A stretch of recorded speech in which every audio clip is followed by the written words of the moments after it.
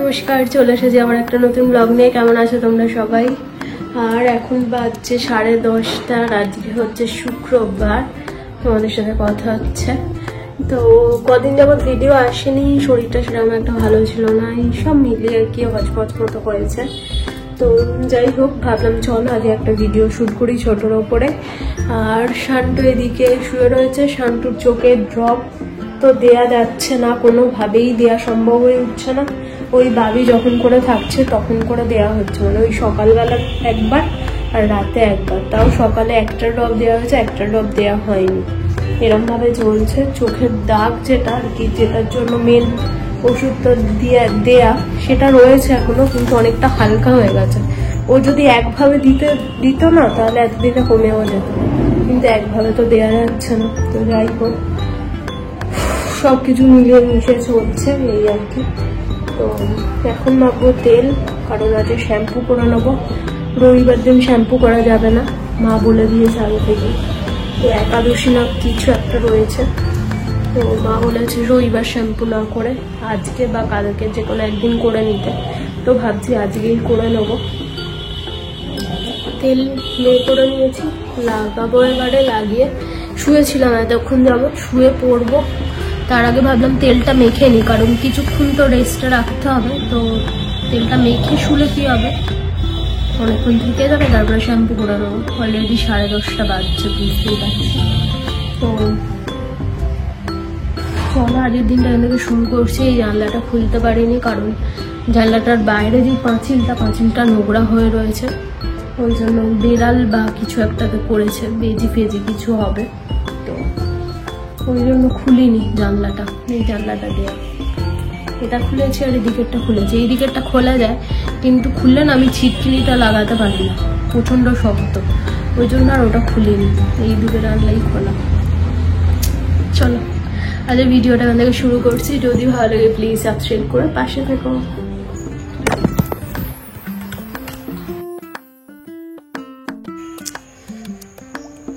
এই কাজটা করতে কার কার ভালো লাগে? আমার তো একদম ভালো লাগে না, আমি প্রচণ্ড রকম বোর হই এই চুলে তেল ম্যাসাজ করতে গিয়ে। মনে হয় কেউ যদি একটুখানি তেলটা মাখিয়ে দেওয়ার থাকতো, তাই না?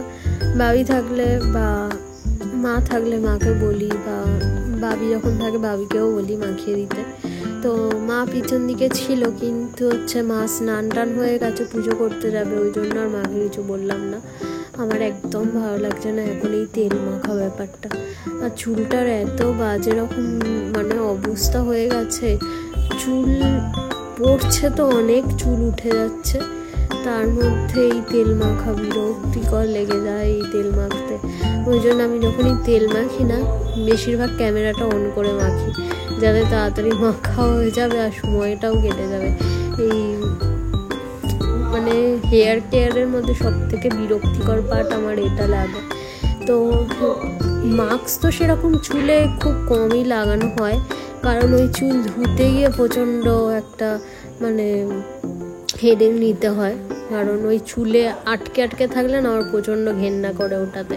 তো ওই জন্য আমি সেরকম একটা চুলে মাস্ক টাক্স কিছু সেরকম একটা লাগাই না। তো হেয়ার কেয়ার বলতে গেলে আমার শুধু এই তেল লাগানোটাই আগাগোড়াই শুধু এটাই করে এসেছি। তো বিয়ের আগে তো আমি কিছুই করতাম না, মাই মাখিয়ে রাখিয়ে দিত, আর এই এখন আমাকেই করতে আর কি আর করা যাবে বলো। তো নিজের যত্ন নিজেদেরকেই নিতে হবে, কিছু করার নেই। তো আমি দেখো ভিডিও করতে করতে আমি মানে চুলে তেল মাখতে ভিডিও করতে হতো, চুলে তেল মাখতে আমি বাইরের দিকে হাঁ করে তাকি কি দেখতে ব্যস্ত ছিলাম আমি নিজেও জানি না। তো চারটি চুল তো উঠে গেল তেল মাখতে গিয়ে, আর চুল আঁচড়ালে তো আর দেখার মতো অবস্থায় থাকে না। কিন্তু আমি রাত্রিবেলা করে চুল ছেড়ে শুই না, বিরুনি করে সবসময় শুই, তাও এত কেন চুল উঠছে এখন আমি বুঝতে পারছি না, প্রচণ্ড রকম চুল উঠে যাচ্ছে। তো দেখে হয়তো বা বুঝতেই পারছো অনেকটা পাতলা মতো হয়ে গেছে চুলটা। তো যাই হোক, যতটা মাখার মতো ধৈর্য ছিল মেখেছি, বেশি সেরকম একটা চপচপে করে লাগাতে পারিনি, কারণ সেরকম একটা ধৈর্য নিয়ে শ্যাম্পু এখন করতে পারছি না, একদম মানে হালকা করে করছি। তো সেই জায়গা থেকে তেল মানে এই অলিভ অয়েল না একটু কোকোনাট অয়েলের সাথে মিশিয়ে মাখলে ঠিকঠাক হয়, সেই জন্য আর বেশি মাখলাম না আর কি।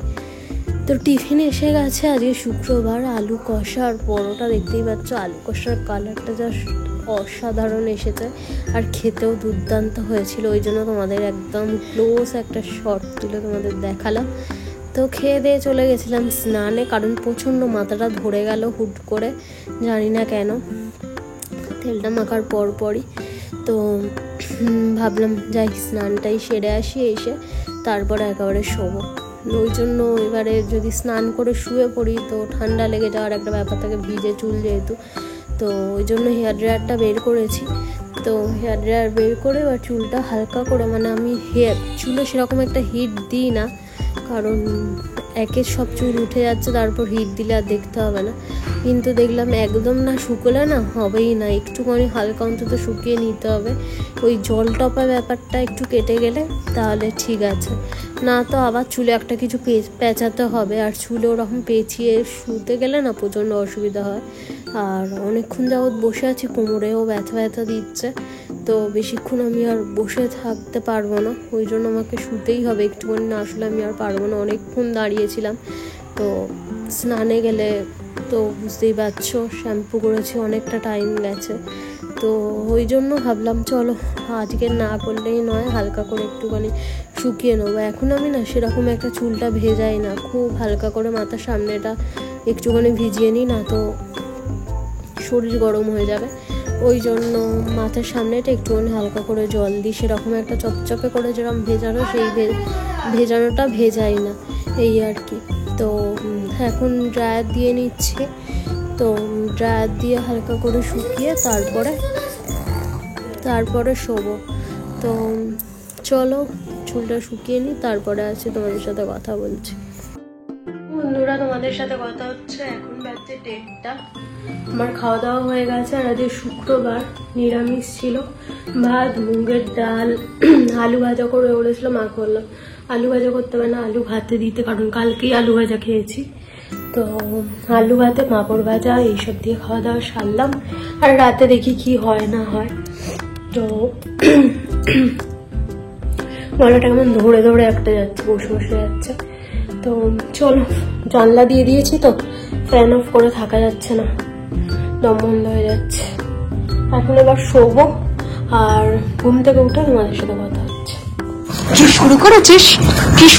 প্রত্যেকদিন রাত্রিবেলা হলে শুরু করেছে। প্রত্যেকদিন রাত্রিবেলা হলে আমাকে বোন পেয়েছিস, তুই আমাকে বোন পেয়েছিস? ছেড়ে বলছি হান্টু, লাগছে কিন্তু। এই কি মনে করেছিস? প্রত্যেকদিন রাত্রিবেলা হলে শুরু করেছে, হ্যাঁ প্রত্যেকদিন রাত্রিবেলা শুরু করেছে। আয় তুই আয়, আজকে আয়, তুই আমার কাছে আয়। তুই আমাকে বোন পেয়েছিস? হ্যাঁ বোন পেয়েছিস তুই আমাকে, হ্যাঁ। প্রত্যেকদিন রাত্রিবেলা একই কাণ্ড, লাফালাফি ঝপাঝপি, কি মনে করেছে দেখি? জিপুটা নিয়ে নেবো, একদম এরম ভাবে ঠ্যাক করে ঠেকে নেবো, এরম ভাবে নিয়ে নেবো।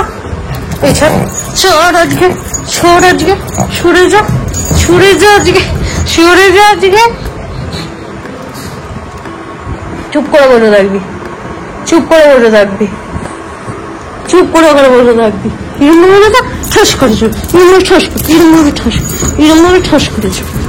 ভাবে ঠাস করে চড়িয়ে দেবো।